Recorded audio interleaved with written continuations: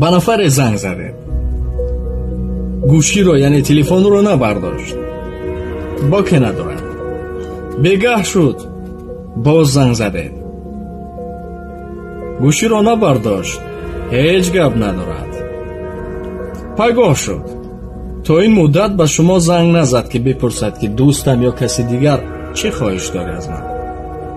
пайгоҳ шуд, боз занг задед, набардошт гӯширо. бидонед ки дар наздаш як зарра арзиш надоред, қадр надоред. агар дар ҳақиқат арзиш медоштед, қадр медоштед, ӯ ҳатман вақт, фурсат ёфта ба шумо тамос мегирад. ҳолат ба ҳама шинос аст ки дар зиндагӣ вақте ки як одами муҳим занг зан ё ки касеро қадр мекунем, дар кадом ҳолате набошем, бардошта пишир ё умуман фурсатро ёфта мо тамос мегирем. дар як ҳолат фаҳмида мумкин аст ки баъдан инсонҳо кор доранд ё чизи дигар мегӯянд. агар инсон ки дар мусибат